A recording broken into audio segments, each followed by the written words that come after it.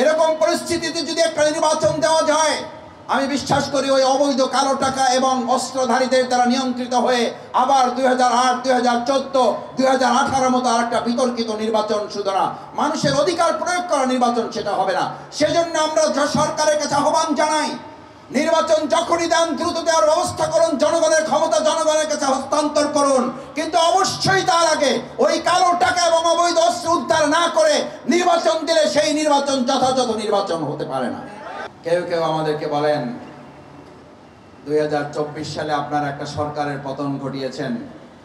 আমি মাঝে মধ্যে বলি, আমরা একটা সরকারের পতন ঘটাই নাই, শুধু আমাদের শহীদের, আমাদের আহত পঙ্গুত্ব বরণকারী সৈনিকেরা, নতুন স্বাধীনতা যোদ্ধারা শুধুমাত্র একটা সরকারের পতন ঘটায় নাই, গোটা বাংলাদেশের উপরে চেপে বসা আধিপত্যবাদের দোসরদেরও উচিত শিক্ষা দিয়ে দেশ ছাড়া করে তাদেরকেও শিক্ষা দিয়েছে বাংলাদেশের আর 1 ইঞ্চি মাটি থেকে আধিপত্য বিস্তার করতে দেওয়া হবে না।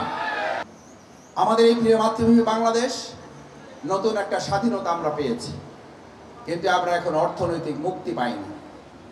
আমাদের অর্থনৈতিক মুক্তির জন্য সবচেয়ে বড় প্রয়োজন, বিগত 15.5 বছর যারা শেয়ার বাজার লুট করেছে তাদের কালো টাকাগুলো উদ্ধার করে জনগণের টাকা জনগণের কাছে ফিরিয়ে দিতে হবে। আমরা কয়েক হাজার সন্ত্রাসীর তালিকা প্রশাসনের কাছে দেখেছি, এখন পর্যন্ত তার মধ্যে মাত্র কয়েক শত সন্ত্রাসীকে গ্রেপ্তার করা হলেও এখনো শত শত সন্ত্রাসীকে গ্রেপ্তার করা যায় নাই। 15 বছর, আরো সামনে 5 বছর, মানুষ বাঁচে কয় বছর? আমরা এই আয়াতকে স্মরণ করিয়ে দিয়ে তাদেরকে আজকে ধিক্কার জানাই। আপনারা এই 15 বছর জাতির কাছ থেকে আপনারা অনুগ্রহ করে পান নাই, ওই জাতির কাছ থেকে আপনারা 15টা বছর ছিনিয়ে নিয়েছেন, বাকি 5 বছর আরো অন্যায়ভাবে থাকতে চেয়েছিলেন। আর জাতি আপনাকে গোটা জীবনের জন্য আস্থা করে নিক্ষিপ্ত করে গোটা বাংলাদেশ থেকে আপনাদেরকে বহিষ্কার করে দিয়েছে।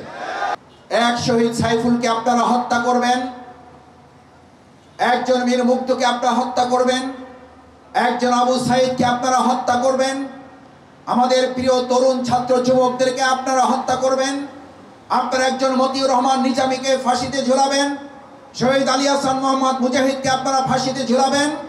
আপনাদের মনে রাখতে হবে, এরকম লক্ষ কোটি নিজামী, আবু সাইদ, মীর মুগ্ধ, আবু সাইফুলরা জীবন বিসর্জন দিয়ে বাংলাদেশের স্বাধীনতা সার্বভৌমত্বকে অক্ষুণ্ণ রাখার জন্য বুক গুদের সামনে পেতে দিতে দ্বিধা করবে না। এর সামনে এলিভেটেড এক্সপ্রেস করে দিলেন, অন্য আমাদের পদ্মা সেতু করে বাংলাদেশকে গোটা পৃথিবীর মানচিত্রে দুর্নীতির 1 নম্বরে স্থান করে দিলেন। আমরা বলেছিলাম আমাদের পদ্মা সেতু যত প্রয়োজন, তার চেয়ে দুর্নীতি মুক্ত বাংলাদেশ আরো বেশি অনেক প্রয়োজন।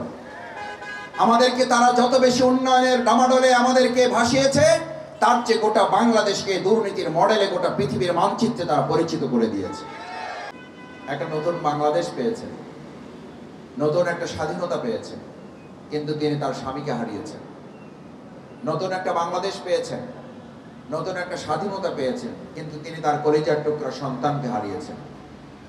নতুন একটা বাংলাদেশ পেয়েছেন, নতুন একটা স্বাধীনতা পেয়েছেন, কিন্তু তিনি তার প্রিয় ভাইকে হারিয়েছেন, বোনকে হারিয়েছেন, মাকে হারিয়েছেন, কলিজার টুকরা সন্তানকে হারিয়েছেন।